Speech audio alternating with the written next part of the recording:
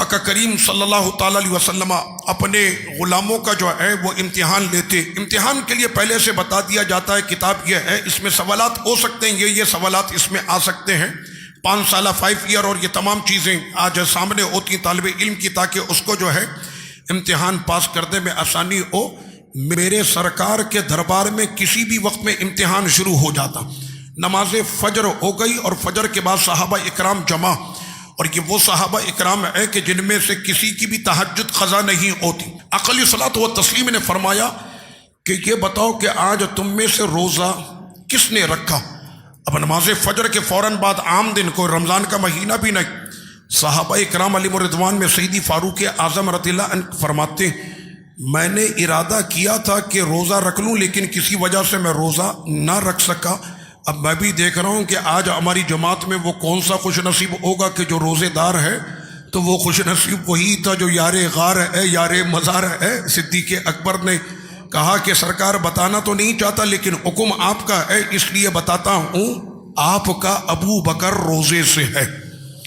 پھر آقا علیہ الصلوۃ والتسلیم نے دوسری بات ارشاد فرمائی کہ یہ بتاؤ کہ آج تم میں سے مریض کی عیادت کے لیے کون گیا؟ نماز فجر ہوئی ہے ابھی، تو نماز فجر میں کوئی مریض کی عیادت کر کے آئے گا؟ مریض کی عیادت تو شام کے وقت میں کی جاتی ہے. ہمارے یہاں تو اسپتالوں میں باقاعدہ ٹائم لکھا ہوتا ہے کہ آپ نے مریض کو دیکھنے آنا تو 6 سے 7 کا یہ ٹائم ہے، اس میں آ کر دیکھیں. یا صبح کے وقت میں اس کا ٹائم رکھا جاتا ہے کہ 8 سے 10 جو ہے وہ مریضوں کے لیے. ابھی نماز فجر کے بعد مریض کی عیادت کس نے کی؟ تو ایسے وقت میں بھی وہ کہ جسے جنت کے ہر دروازے سے آواز آئے گی، وہ ابو بکر صدیق پھر یوں کہتے کہ سرکار میں نے مریض کی عیادت کر لی.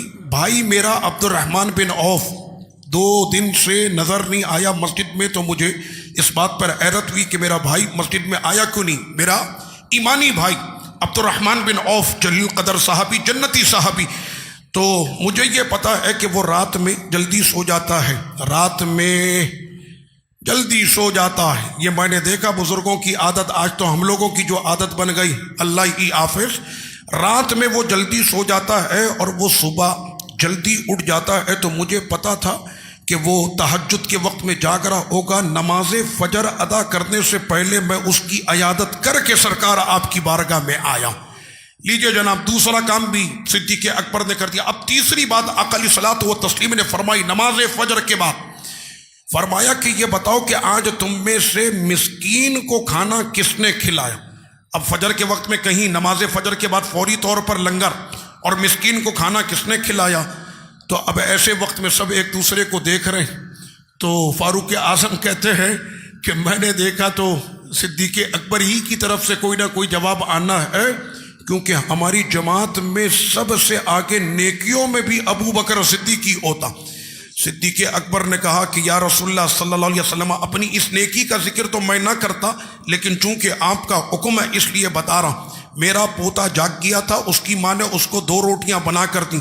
ایک روٹی اس نے کھائی، اتنی دیر پہ دروازے پر کوئی سائل، وہ کہتا ہے کہ میں مسافر ہوں اور میں بھوکا ہوں پوری رات سے. میں نے وہ ایک روٹی پوتے کی اٹھا کر جو ہے وہ اس سائل کو میں نے دے دی، اور اس طرح جو ہے مسکین کو کھانا بھی میں نے کھلا دیا. آقا علیہ الصلوۃ والتسلیم نے کیا فرمایا؟ فرمایا کہ جس کے اندر یہ عمل جمع ہو جائے اسے جنت میں جانے سے کوئی روک ہی نہیں سکتا.